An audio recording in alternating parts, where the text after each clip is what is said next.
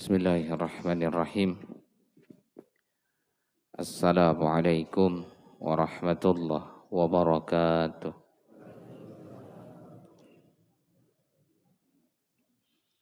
Ila hadratin Nabi Mustafa Rasulillah sallallahu alaihi wasallam, khususan kamilan li abaina wa li ummahatina wa li ustadina wa li masyayikhina.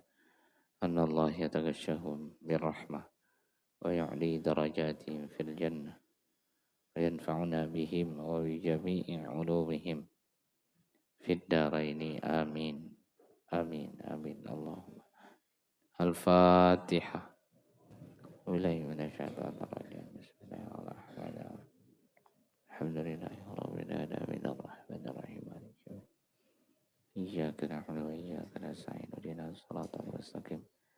Siratal ladzina an'amta 'alaihim ghairil maghdubi 'alaihim waladdallin. Amin. Nahmadullaha alladzi 'allama bil qalam. 'Allamal insana ma lam ya'lam.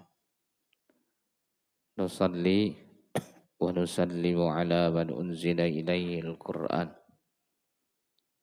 Muhammadin sallallahu alaihi wasallam wa ala alihi wa ahli baitihi al-kiram. Rabbi shrah li sadri wa yassir li amri wahlul 'uqdatam min lisani yafqahu qawli, amma ba'd.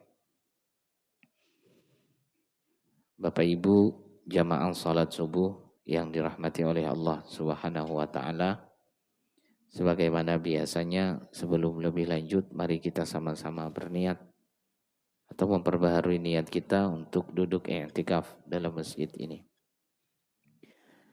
Bismillahirrahmanirrahim.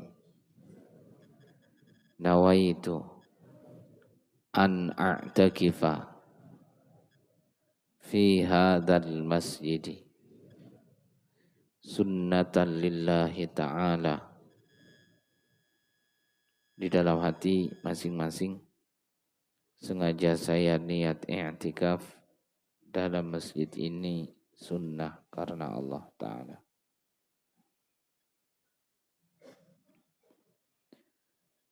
Bapak Ibu jamaah salat subuh yang dirahmati oleh Allah Subhanahu wa taala, jika kita perhatikan bersama bahwa salah satu dari tujuan kita belajar itu ataupun mengkaji itu, salah satunya adalah atau harapannya untuk bisa membedakan mana yang sesungguhnya wajib, bahasanya sunnah, ataupun kemudian yang dianjurkan untuk dikerjakan atau yang dilarang bahkan. Nah, semua itu bagian daripada harapan ketika seseorang belajar ataupun menuntut ilmu. Karena pada umumnya orang-orang kita itu sudah melakukan ibadah ataupun melakukan beberapa kegiatan tanpa dia memahami mana sebetulnya bagian yang ini bagian prinsip dalam ibadah itu, ini yang tidak. Nah, hal-hal yang seperti itu diharapkan didapat ketika melakukan taklim atau pengajian tersebut. Contohnya tuh begini, masih banyak di antara orang itu yang ketika dia berwudu, dia tuh sebetulnya tidak paham mana bagian wudu yang tidak boleh ditinggalkan, mana bagian yang sifatnya adalah tambahan kesunahan gitu. Tapi ya tidak buruk, meskipun tidak buruk lah, artinya ketika dilakukan semuanya ya bagus, hanya saja sebetulnya dari sekian banyak kegiatan yang dilakukan itu ada bagian-bagian yang ini kalau tidak dilakukan tidak apa-apa sebetulnya. Ini kalau dikerjakan ini yang harus tidak boleh dilewatkan gitu. Ya termasuk begini, di tempat kita ini kan tahlilan setelah seseorang wafat atau seseorang meninggal, lalu ada kebiasaan yang selama ini banyak dipakai di masyarakat kita 3 hari, 7 hari begitu, 25 hari, 40 dan 100 bahkan haul begitu. Nah jadi ketika dia menjalaninya ya tidak ada masalah sebetulnya, tapi kemudian kehilangan pemahaman bahwa hal itu dilakukan bukan wajib begitu. Nah makanya ini yang tadi saya sampaikan di awal bahwa banyak hal yang kita tuh harus melihatnya dari sisi hukum bahwa ini wajib, ini sunnah. Kalau dia bagian dari sebuah anjuran, sebuah kesunahan, berarti seandainya tidak dilakukan pun tidak mengapa. Tidak mesti kemudian harus dipaksakan melakukannya. Gitu. Bisa dipahami kira-kira? Sama kayak tadi, kayak wudhu, orang tuh kan ada yang berpikir kalau orang wudhu lalu dia tidak kumur-kumur, maka wudhunya dianggap atau merasa tidak sah. Nah berarti orang ini tercampur memahami mana yang wajib, mana yang tidak wajib, begitu. Kalau kemudian dia paham bahwa kumur-kumur itu hanya sunnah dalam wudhu, dalam proses wudhu, berarti apa? Dia mengerti kalau tidak kumur-kumur pada saat wudhu, ya wudhunya sah gitu. Nah sebaliknya ketika pas dia wudhu lalu kemudian tidak mengusap sebagian kepala atau sebagian rambut, lalu dia paham bahwa itu membuat wudhunya menjadi tidak sah. Kenapa? Karena itu rukun, wajib, harus, tidak boleh ditinggalkan atau bahasanya prinsip. Nah jadi sekali lagi bahwa tujuan atau salah satu tujuan kemudian kenapa kita terus belajar bermajelis taklim, majelis ilmu, ya salah satu harapannya adalah makin faham mana sesuatu yang sifatnya sunnah, mana sesuatu yang sifatnya wajib, mana yang kalau ditinggalkan sebetulnya masih tidak mengapa, kalau dianjurkan saja untuk dilakukan dan seterusnya. Ya termasuk ada pemahaman atau mungkin kita karena kita pernah mendengar lagi lah di media sosial kalau terkait khutbah Jumat bahwa ada yang menyampaikan seseorang yang khutbah Jumat, khatib, lalu memulai khutbahnya dengan bismillah ya, atau auzubillah, bismillah. Kemudian dianggap batal daripada khutbah tersebut atau bermasalah Jumatannya.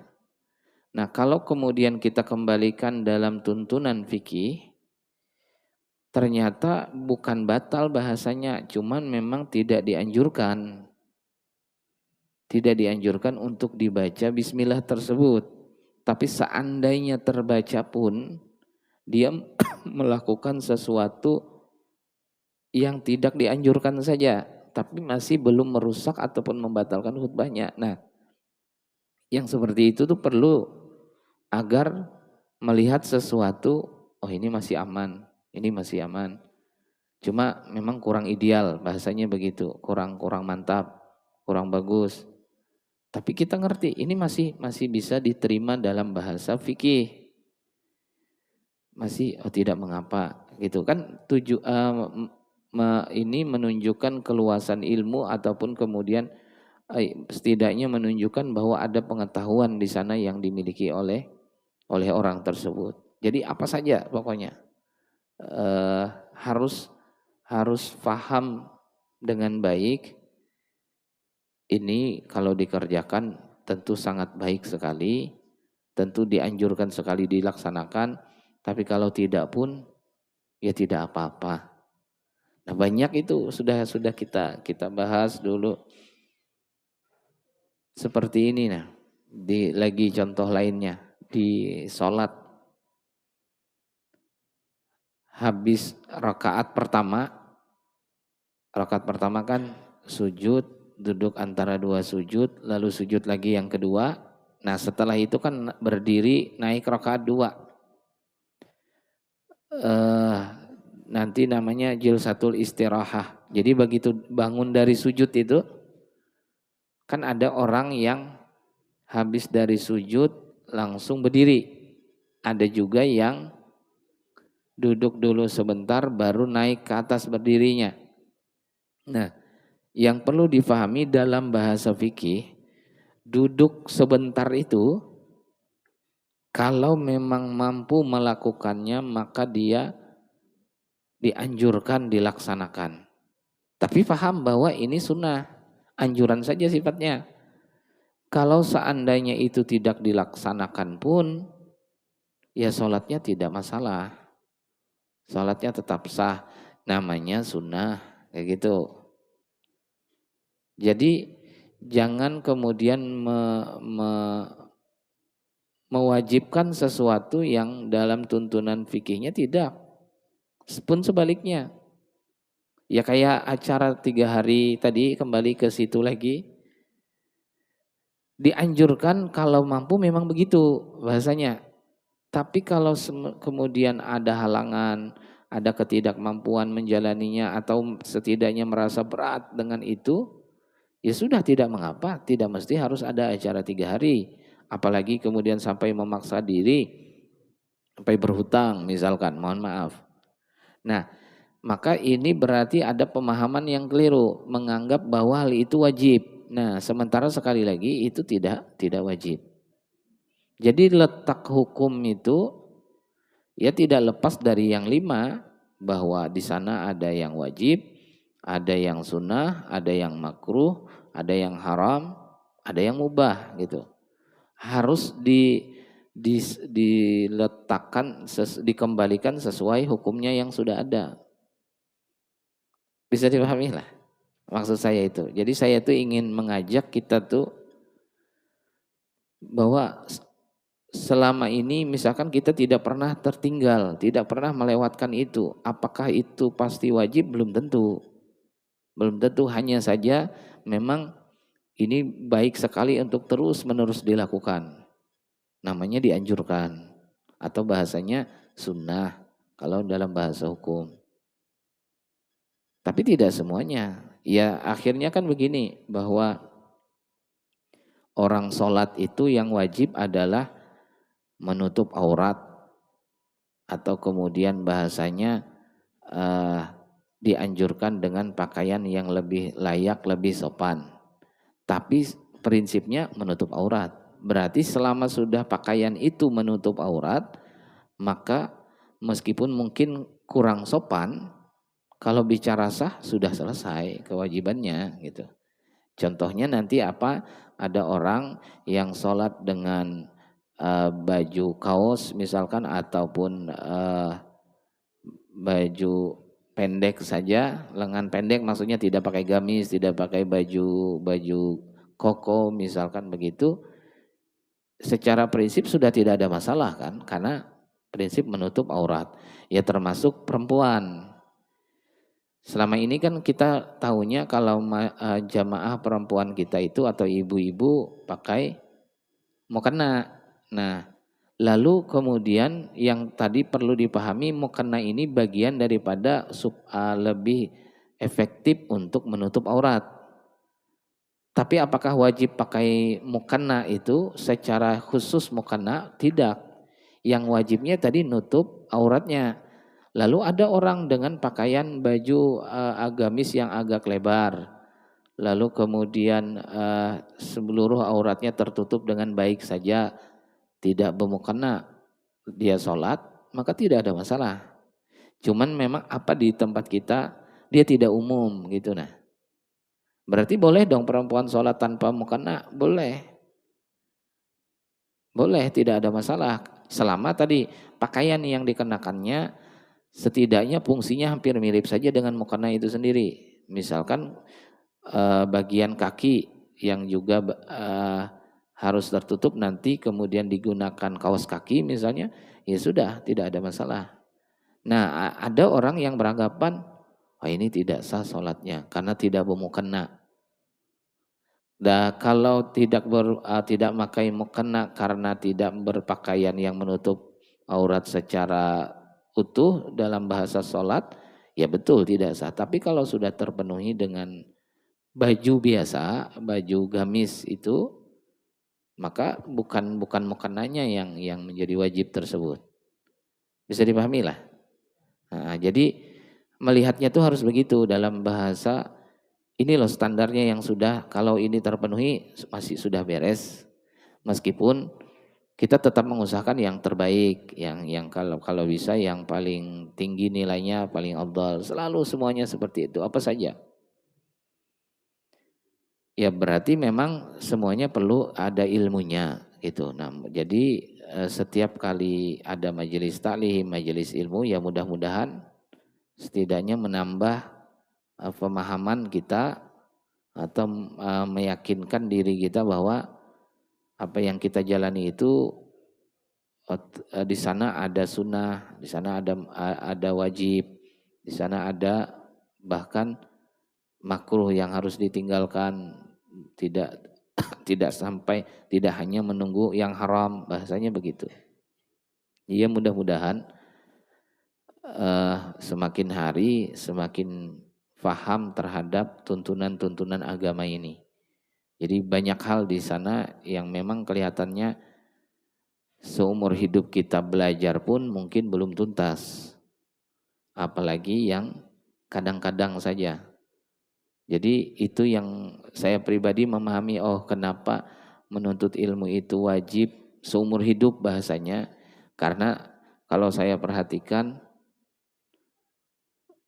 tidak habis semua ilmu itu dari awal kita menuntut ilmu sampai kita meninggal, kelihatannya ilmu itu masih begitu luas. Masih akan banyak yang kita belum paham, yang kita belum tahu.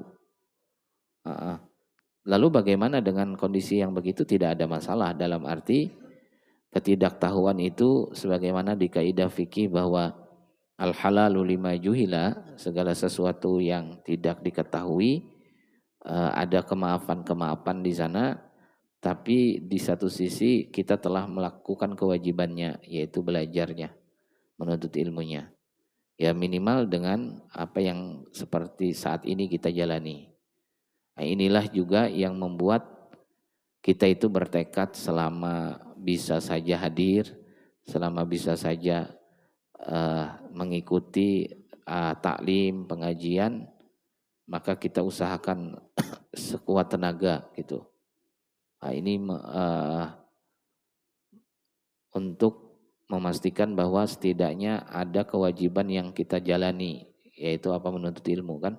Mungkinlah, mohon maaf, di antara kita semua ada yang dari kecil mohon maaf sekolah di pendidikan umum terus, bahasanya begitu. Berarti ada kewajiban yang belum tertunaikan.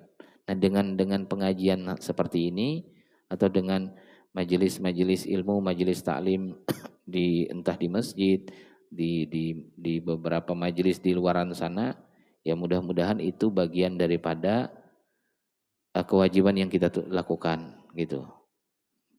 Tidak maksimal memang, tapi ya setidaknya ada lah sudah. Dan Allah itu Maha Pengampun, Maha Pemaaf. Setidaknya sudah ternilai bahwa oh orang ini menuntut ilmu agama, belajar, dan itu wajib kan hukumnya gitu nah. Begitu ditanya fahamkah, ternyata tidak, biar aja. Rajin orangnya, tiap pengajian di sini tidak pernah tidak hadir. Begitu ditanya apa hasil dari pengajian kemarin, tidak ada Pang, begitu-begitu aja. Berarti beliaunya tidak paham. Tapi sudah, karena memberi paham tidak paham itu juga hak Allah. Jadi mohon maaf ibu-ibu yang tidak paham, aman aja. Aman aja, yang penting hadir dulu.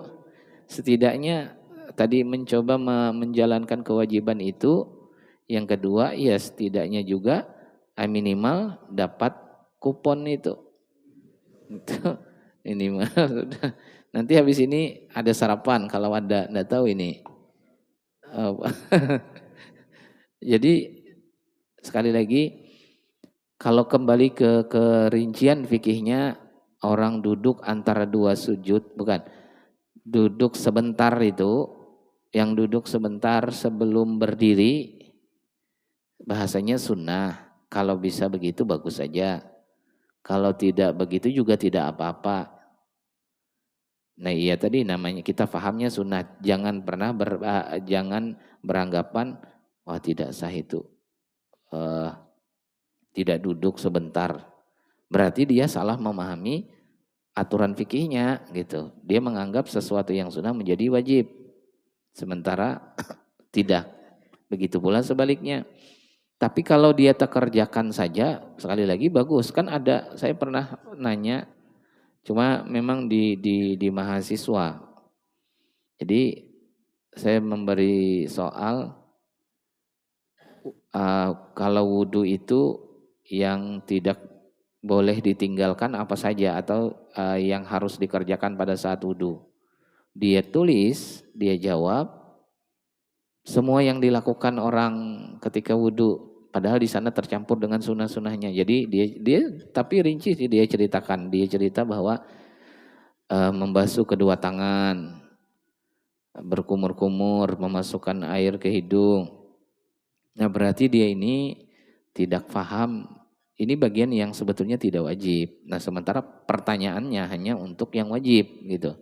Kan kalau yang wajibnya berarti hanya 6.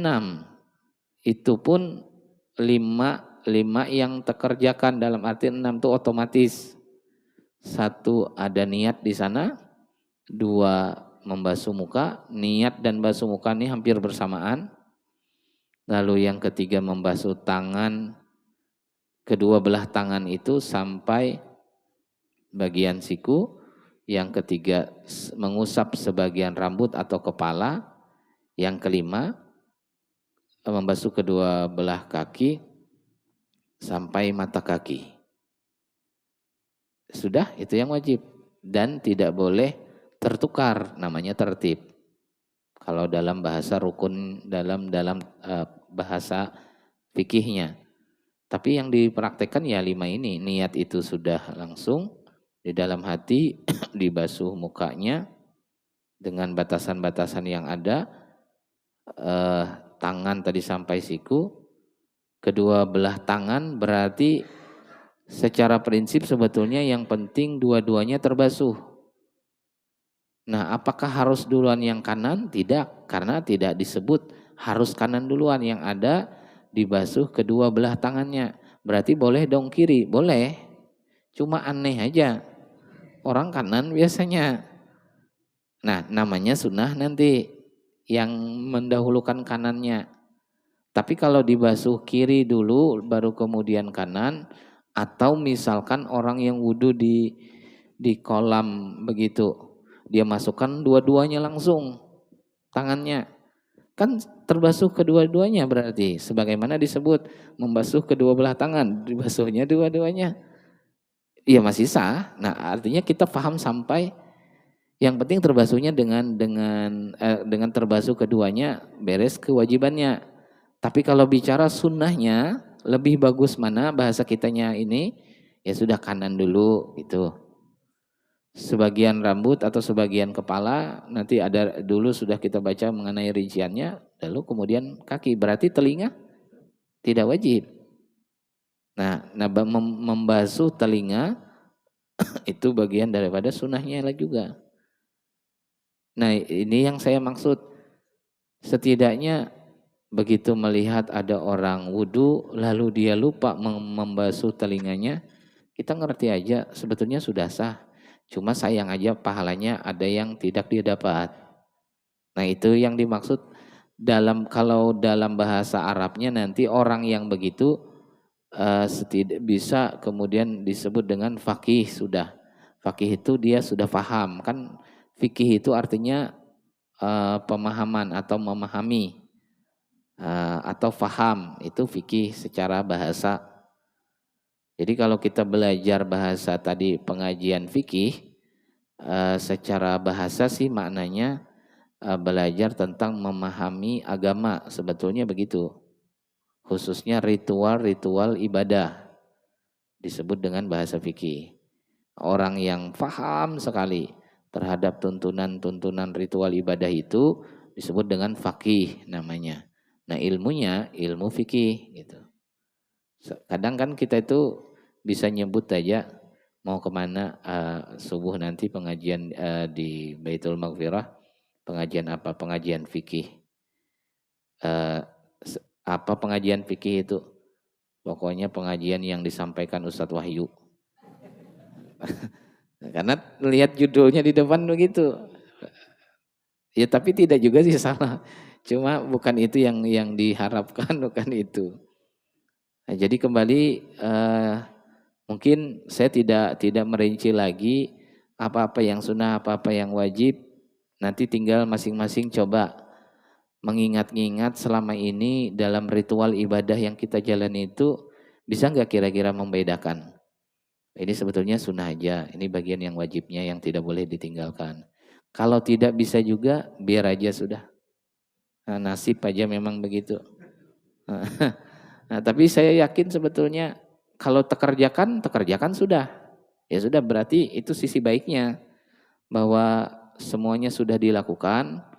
Tapi ya tadi bagian daripada menunjukkan bahwa kita itu memiliki pengetahuan di sana atau bahasanya punya ilmu, dia akan bisa membedakan tuh.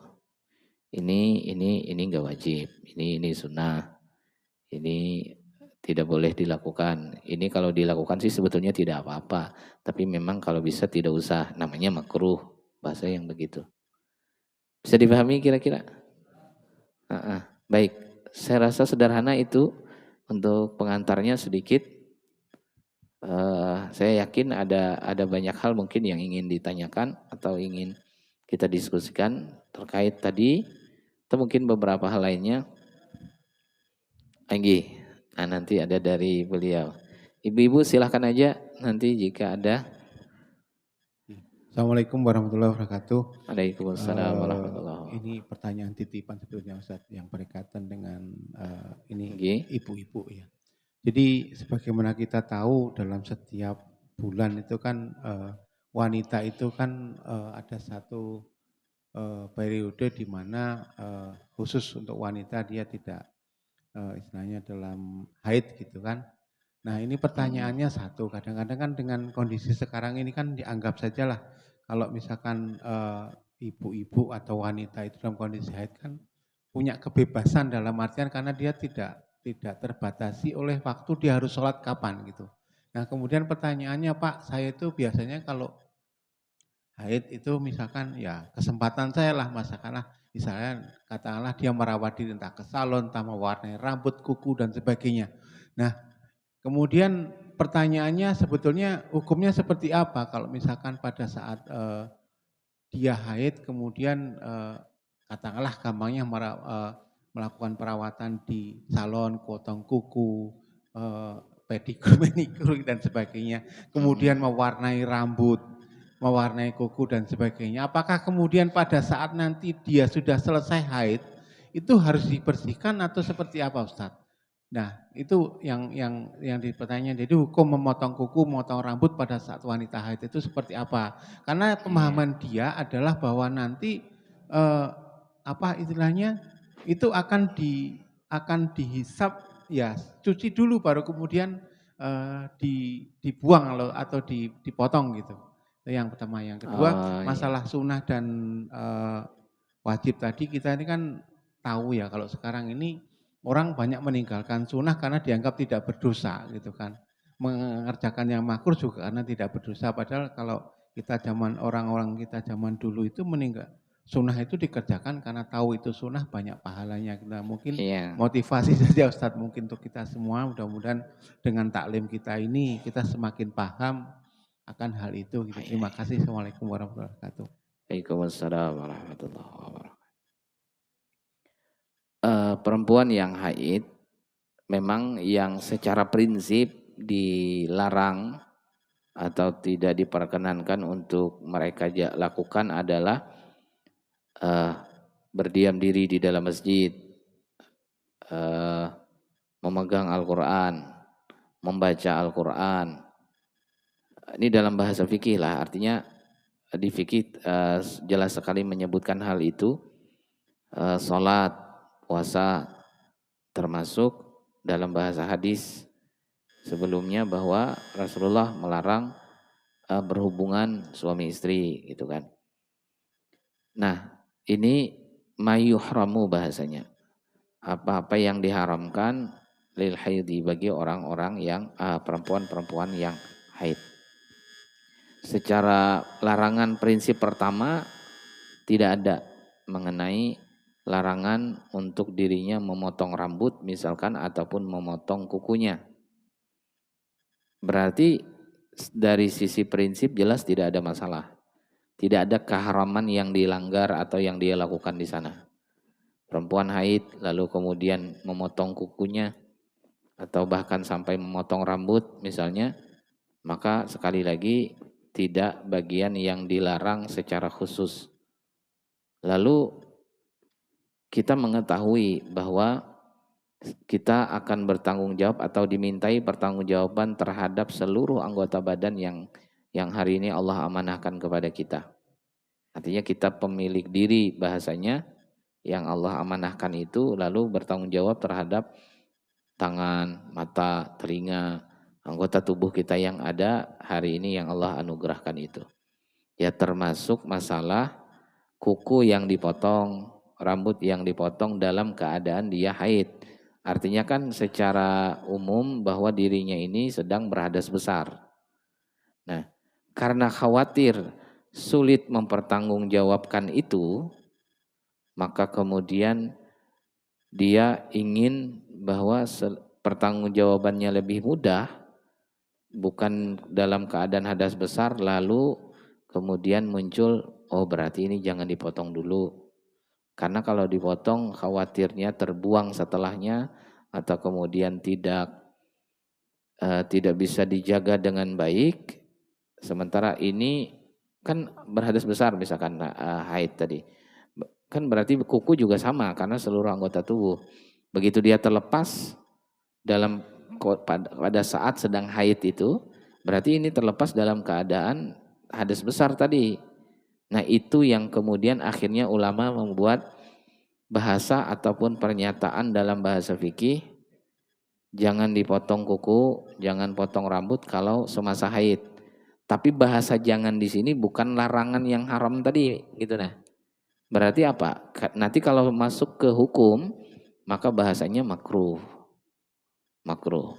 Ya tadi kalau yang dengan pertanyaan kedua, oh kalau makruh ini hanya lebih bagus kalau bisa jangan dilakukan, tapi kalau dilakukan pun tidak berdosa, ya betul kalau bahasa hukum, ya sudah tidak ada masalah.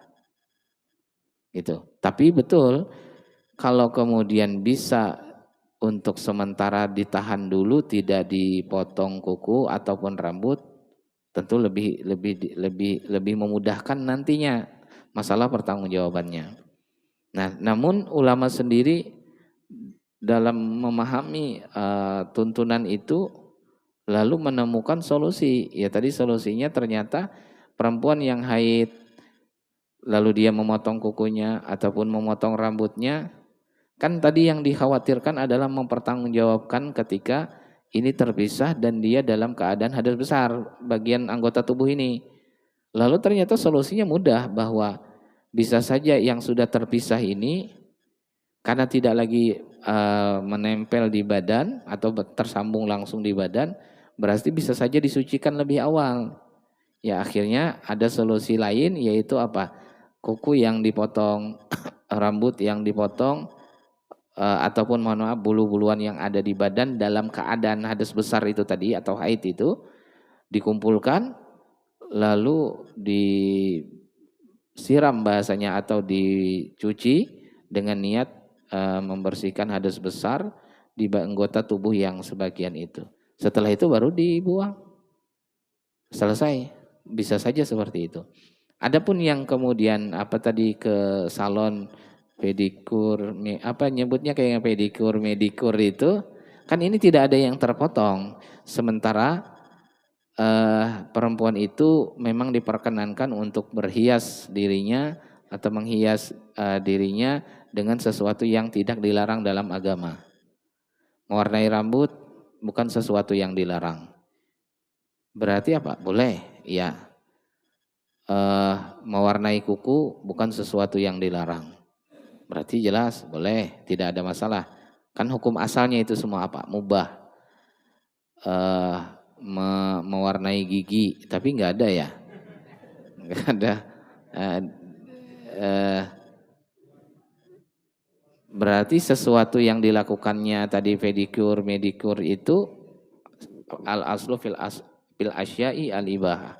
Konsepnya segala sesuatu itu pada dasarnya memang diperbolehkan. Nah, yang jadi masalah berikutnya adalah pewarna yang dia gunakan.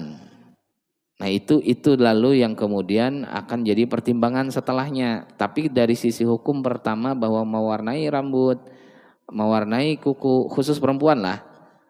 Artinya nanti beda hukumnya untuk mewarnai kuku dengan laki-laki. Karena ketika Rasulullah mengajarkan itu, bahwa di antara bentuk bisa membedakan laki perempuan itu artinya dikhususkan untuk perempuan salah satunya dengan diwarnai kukunya. Kita nyebutnya apa? Kotek atau bepacar. Nah, pacar, kalau bahasa kitanya pacar itu mewarnai kuku yang kemudian merah, misalkan agak merah-merah itu memang nanti menjadi kekhasan perempuan, sehingga tidak dilarang untuk laki-laki karena nanti ada tasyabuh di sana. Pada saat itu kan Nabi ingin membedakan secara pasti ini perempuan, ini laki-laki. Salah satu bentuk perhiasan yang diperkenankan adalah warna. Berarti nanti sebaliknya, kalau perempuan, kalau laki-laki yang dilarang malahan untuk mewarnai kuku. Bahasanya bepacar bagi laki-laki, hukumnya apa? Hukumnya haram di fikih dalam mazhab Syafi'i. Nah, perempuan diperkenankan boleh. Nah, tadi yang dilihat berikutnya adalah zat apa yang digunakannya, pewarna apa yang dia pakai. Oh, ternyata yang dia pakai pewarnanya tidak najis. Hanya saja kalau dilihat nanti kan mungkin selama dia haid tidak ada masalah.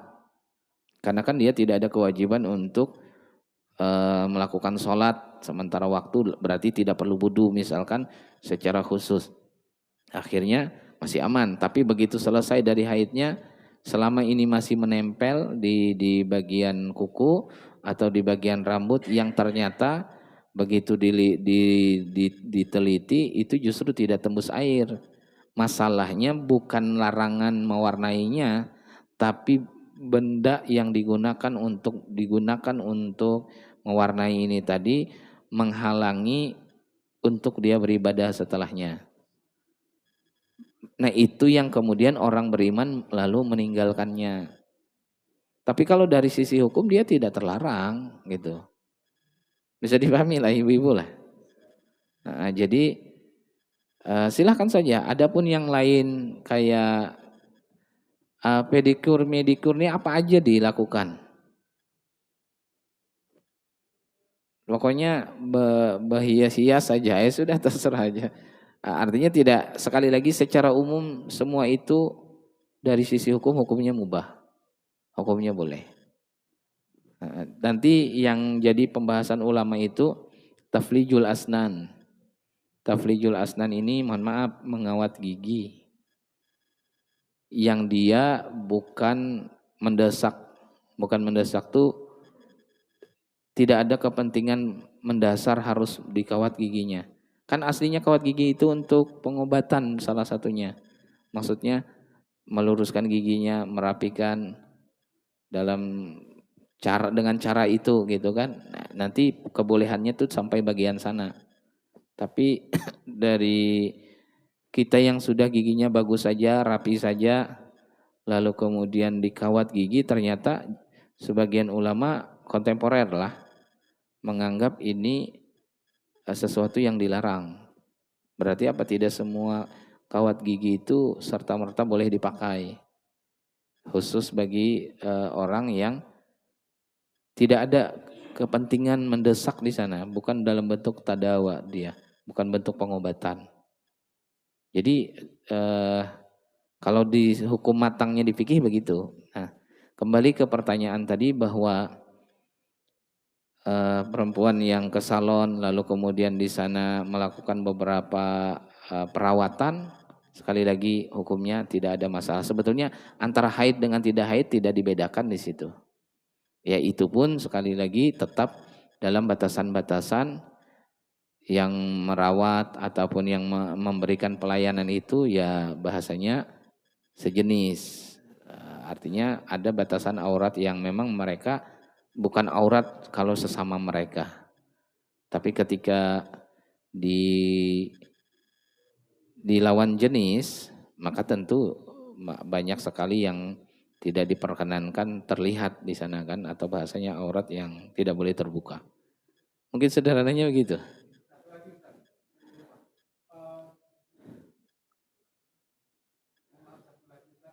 Ini terkait perempuan, apakah kemudian sesama perempuan antara kalau perempuan muslim dengan non muslim itu apakah kemudian dipandang aurat, Ustaz? Terima kasih. Iya, kalau aurat sesama perempuan muslim, dia kalau tidak khilaf itu sama dengan sesama laki-laki. Laki-laki dengan laki-laki maksudnya, yaitu antara pusar dan lutut. Berarti selain itu kalau sesama perempuan muslim dia tidak aurat. Sama ibu-ibu, berarti ibu-ibu yang misalnya kan kumpul ibu-ibu di rumah siapa, lalu di sana ada ibu-ibu yang tidak pakai jilbab, pakai baju kaos saja misalkan, atau tidak celana panjang sampai ke bawah, sampai bagian bawah lutut sedikit saja, maka itu tidak masalah. Mereka sama sekali tidak dianggap terbuka aurat. Bahkan mohon maaf, seandainya nih sesama ibu-ibu, lalu di sana ada di antara ibu yang membuka baju mereka, tapi celananya masih tertutup sampai ke pusarnya tidak terlihat, cuman bagian atas semuanya terbuka, yang melihat ibu-ibu semua di situ sama muslim, maka tidak ada masalah. Palingan malu sendiri aja. Tapi kalau bicara hukum mereka tidak melanggar aturan hukum gitu. Nah, sesama perempuan ya sebagaimana nanti laki-laki sama laki-laki lalu ada yang tidak pakai baju, selama antara pusar dan lututnya itu tertutup saja, ini tidak dianggap terbuka aurat masih. Artinya masih diperkenankan. Nah, nanti berbeda dengan ketika yang hadir di sana sama jenis, sama-sama perempuan tapi dia non muslim. Beda nanti ketika yang non muslim aurat perempuannya lebih banyak yang tertutup, berarti apa bagian atas badan ini tadi sudah sudah menjadi aurat di hadapan perempuan non muslim. Kalau tidak khilaf di perempuan non muslim itu hanya bagian rambut saja yang tidak aurat. Berarti masih kalau dia tidak berjilbab di hadapan non muslim masih tidak mengapa, asal sama perempuan maksudnya. Kalau tidak khilaf itu, bahkan ada ulama yang lebih ketat seperti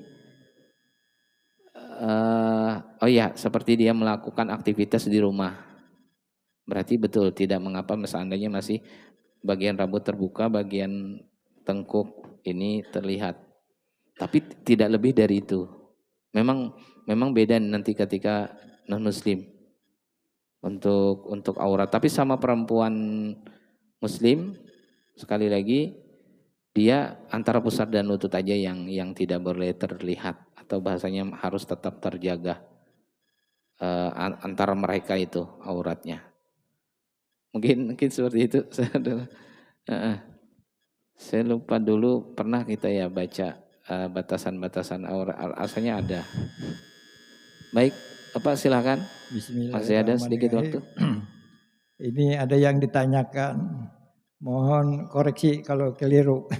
Begini, ini surga itu ada 8 pintu. Bisa mencapai ke sana hanya lewat sujud. Sujud pertama yaitu muka. Terus kedua telapak tangan. Ketiga, jadi sudah 3 ya. Kedua 2 lutut, jadi 5. Terus yang selanjutnya 2 kaki, jadi 7. Yang ke-8-nya sujud hati. Mohon jelaskan itu bagaimana, itu pendapat saya itu. Ya, doa kita semoga yang hadir di sini jamaah Baitul Mutakin mencapai ke sana. Amin. Allahumma amin. Amin. Baik, pertama dalam informasi hadis lah, kalau tidak khilaf di riwayat Imam Muslim, Rasulullah menginformasikan, memberitahukan bahwa memang surga itu setidaknya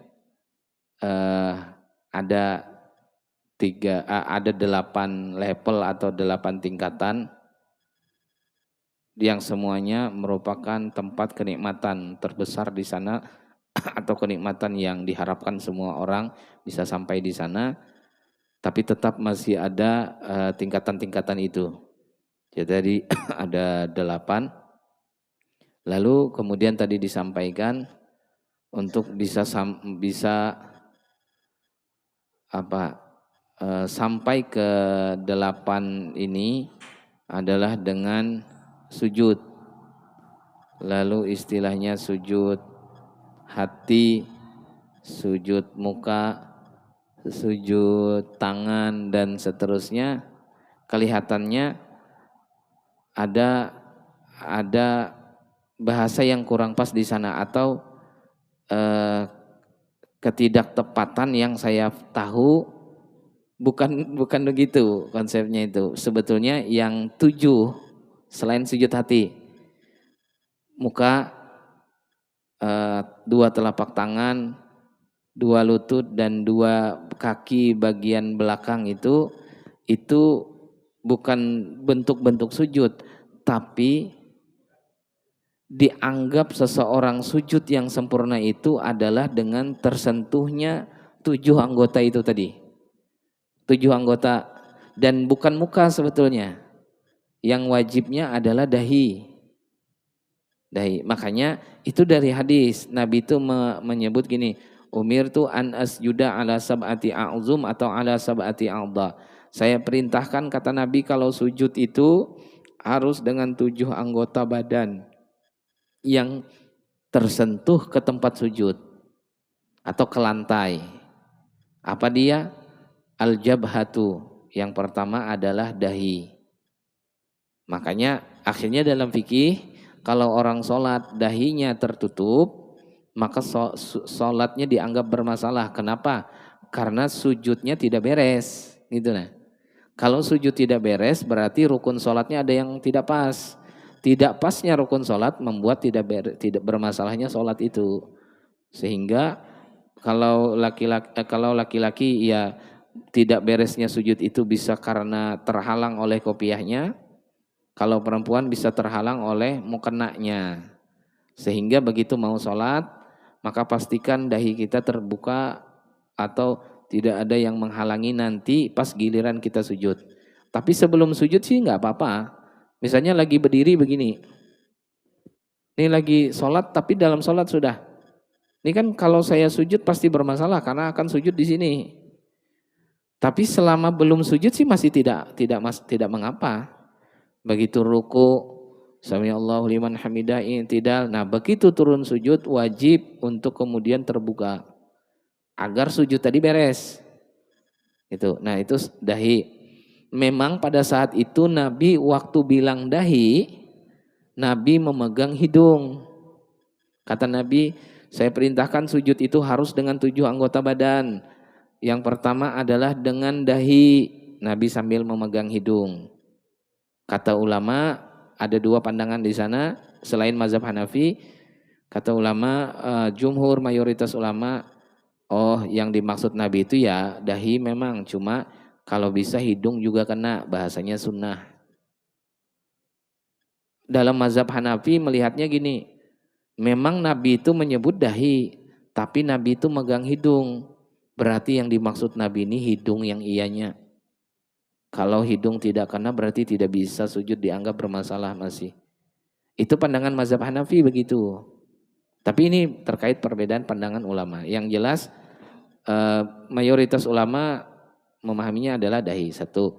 Yang kedua telapak tangan tadi, kanan kiri, lutut kanan kiri, lalu bagian kaki di belakang. Nah, semua itu disebut bahasanya adalah hal-hal yang wajib dilakukan pada saat seseorang sedang sujud.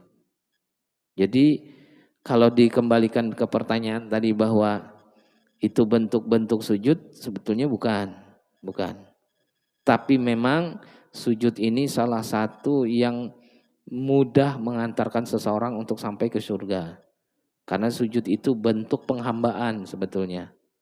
Wujud bahwa dia ini memang menghamba kepada Allah. Semua hamba-hamba Allah itu layak untuk dimasukkan ke dalam surga. Nah, jadi adapun kemudian sujud hati, maka dimaknai bukan seperti sujud yang kita maksud itu, tapi adalah sama bentuk penyerahan diri ataupun bentuk penghambaan seseorang. Menyerahkan dirinya kepada kehendak dan ketentuan Allah. Lalu disebut sebagai sujud hati. Mungkin begitu kira-kira. Jadi masalah sujud hati tadi, kenapa? Boleh? Ini tadi ada masalah tahlil tadi, tahlil. Itu kan tidak wajib. Yang habis orang meninggal yang 3 hari, 7 hari segala macam tuh kada wajib. Tapi karena sudah membudaya dari zaman datuk sampai ke cicit-cicit nih susah betul dihilangkan. Yang masalah ini yang tidak mampu. Nah, tidak mampu nih sedapat mungkin dia pinjam ke apa ke, gadai apa ke. Tuh, karena dia tahu, karena dia sendiri pernah melakukan itu. Nah, kalau udah melakukan begitu, fitnahnya luar biasa. 1 bulan udah berhenti orang minta, orang anak terlalu begini-begini, masa orang tuh ada di gini-gini kan. Nah, itu di masyarakat kita gitu jadinya. Jadi itu berat memang. Jadi gimana solusinya itu biar gimana tuh? Jadi tadi bahwa itu tidak wajib, betul. Lalu tapi ini sudah menjadi adat kebiasaan dari dulu, dari orang-orang tua kita dulu sampai hari ini misalnya. Jadi tidak bisa dihilangkan. Pertama memang tidak perlu dihilangkan. Kenapa? Karena itu sebuah kebaikan yang bisa dilakukan oleh keluarga untuk memberikan kebaikan-kebaikan itu kepada yang sudah meninggal. Namun tadi dalam konsep memahami bahwa ini tidak wajib, sehingga jangan dipaksakan diri, betul. Nah, kekeliruan masyarakat kita itu ya tadi karena salah memahaminya, sebetulnya bukan sikap itu kan gara-gara pemahaman yang salah, pemahaman sebelumnya. Makanya hari ini solusinya adalah kita beritahukan, kita sampaikan, khususnya kepada kita yang pernah tahu, pernah belajar. Sekali lagi saya tegaskan bahwa 3 hari, bahwa 7 hari, 25 hari, 40 hari, 100 hari, sekali lagi disiplin yang kayak gitu atau hari-hari yang seperti itu tidak ada kewajibannya. Adapun kemudian untuk mendoakan orang yang sudah meninggal itu kan tidak terbatas waktu dan hari kan. Sehari langsung didoakan, 2 hari tidak lupa untuk terus didoakan. Maka silahkan saja. Dan doa itu tidak mesti harus dengan ritual kegiatan yang di sana ada sedekah makanan. Kan sedekah itu juga tidak wajib dari awal kan hukumnya. Bersedekah itu yang wajib itu kan hanya zakat. Sedekah ini kalau ada bersedekah, kalau tidak ada tidak bersedekah juga tidak masalah karena ketidakmampuan. Jadi benar sekali lagi bahwa kita yang paling pertama itu harus memahami bahwa itulah tidak wajib. Lalu kemudian jangan merasa terbebani dilihat masyarakat, bisanya itu orang tua meninggal tidak dibikin acara. Kita itu lebih sayang ke orang tua kita dibandingkan yang menceritakan itu. Kan gitu.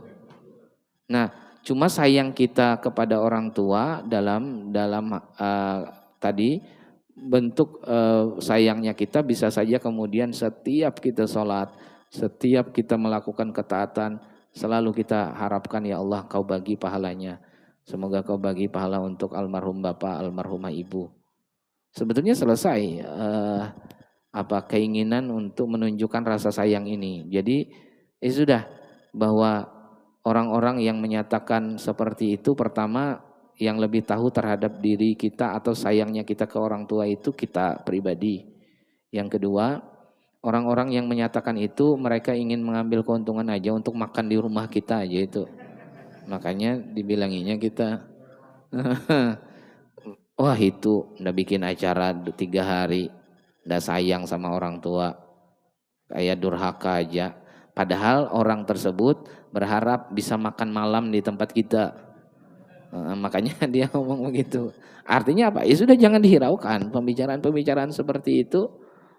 Karena yang tanggung jawab adalah kita. Sepenuhnya yang menjalani adalah kita. Kita tidak bertanggung jawab terhadap apa yang dilakukan atau disampaikan orang. Kan begitu bahasanya. Nah, jadi sekali lagi mudah-mudahan minimal yang hadir paham terhadap itu. Tapi kalau memang mampu, memiliki kemampuan saja dan ingin melakukannya silahkan sekali lagi. Itu sesuatu yang baik, ada sedekah di sana, ada doa-doa yang dipanjatkan, ada zikir-zikir yang dibaca, ada silaturahim yang dibangun di sana. Maka sekali lagi itu tidak ada hal yang buruk sebetulnya. Tapi sifatnya apa? Sunnah secara umum. Ya namanya sunnah bisa dikerjakan baik sekali. Tidak mampu melakukannya, tidak ada kewajibannya di sana. Mudah-mudahan Allah tuntun, Allah bimbing kita. Sekali lagi. Oh ini terakhir dari. Terakhir. Bismillahirrahmanirrahim. Assalamualaikum warahmatullahi wabarakatuh. Waalaikumsalam. Jamaah sekalian, mungkin saya sering terakhir memang kalau kita ikuti majelis taklim kita ini ya bukan berarti kita berlebihan gitu Pak ya, bahwa memang yang disampaikan oleh Ustaz Wahyu ini paket kumbu Pak, bahasa saya itu paket kumbu gitu. Karena setiap pertanyaan itu bisa dijelaskan oleh beliau demikian detail gitu. Ya, jadi tidak hanya jawaban itu singkat saja, tapi bisa mengembang gitu. Nah tadi terkaitan dengan ilmu, ya kita ilmu itu agar menjadikan harapan, suatu harapan ibadah kita itu mungkin lebih baik gitu. Ibadah kita lebih baik. Nah di sini yang perlu saya ingin lakukan, ya bukan saya sampaikan Pak, saya lakukan. Ingin saya lakukan bahwa dengan ilmu itu seseorang itu akan lebih santun, akan lebih sopan. Gitu. Nah contoh saja misalkan kalau bagaimana ilmu sosial seorang bawahan terhadap atasan, seorang murid dengan gurunya, itu kan kelihatan sekali ada tata krama, sopan santunnya. Nah, ya adab. Nah sekarang kita itu yang terkait dengan ibadah ini kan perlu tata cara yang santun di dalam ibadah gitu. Jadi contohnya berwudu aja, contoh berwudu aja. Mungkin ada kesopanan, kesantunan di dalam berwudu, di dalam membasuh atau menyapu anggota-anggota wudu. Nah ini kan dengan ilmu itu bagaimana kita bisa lebih santun terhadap Allah SWT gitu ya. Ini termasuk sholat itu. Jadi mohon maaf, ini karena saya tanyakan itu saya kepingin juga mungkin dengan ilmu yang setiap Sabtu, setiap Ahad, setiap malam Khamis itu cukup banyak sekali dan mahal sekali ilmu itu kalau ternyata tidak ada dapat mengubah. Iya. Dulu kan pernah oleh Ustaz Samsud sampaikan waktu menyapu kaki saja. Jari-jari kaki mulai yang tangan kiri nyapu yang kanan gitu.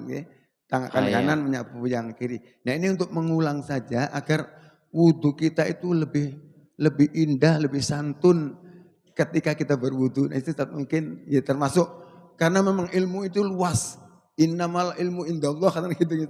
Jadi ilmunya Allah itu sangat luas. Tapi paling tidak kita ini santun di dalam beribadah terutama kaitan dengan berwudu. Bagaimana kita menyikapi saat berwudu itu kesantunan kita kepada Allah SWT. Mungkin itu saja. Terima kasih. Assalamualaikum warahmatullahi wabarakatuh. Waalaikumsalam warahmatullahi wabarakatuh.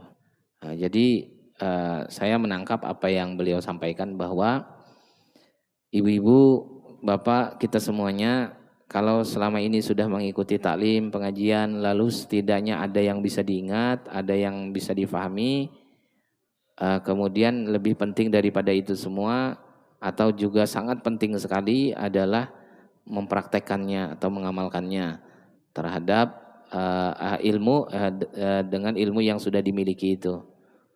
Artinya kalau sudah ikut ngaji, sudah ikut majelis taklim, ya harus ada beberapa perubahan dalam ritual ibadah yang tadi dicontohkan secara khusus. Wudu tidak lagi kayak kemarin-kemarin yang bawaan diri sendiri aja sifatnya begitu. Tapi kalau memang ada ilmunya, ada yang bisa diingat, ada yang bisa tahu bagaimana tata cara yang lebih baik, atau bahasanya tadi oleh beliau disebut dengan bahasa lebih santun. Ayo kita amalkan, kita praktekkan. Karena ilmu itu nanti puncaknya adalah dalam bentuk pengamalan. Tidak sebatas pengetahuan saja.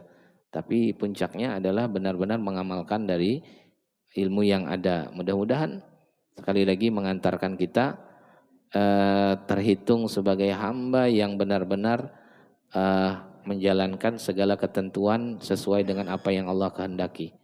Sesuai dengan apa yang telah diajarkan oleh baginda Nabi.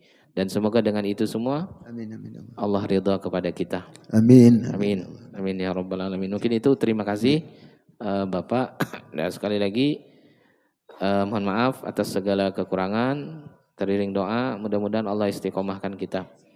Allah luruskan niat, Allah lindungi, jaga dari niat-niat yang salah, dari ilmu yang salah.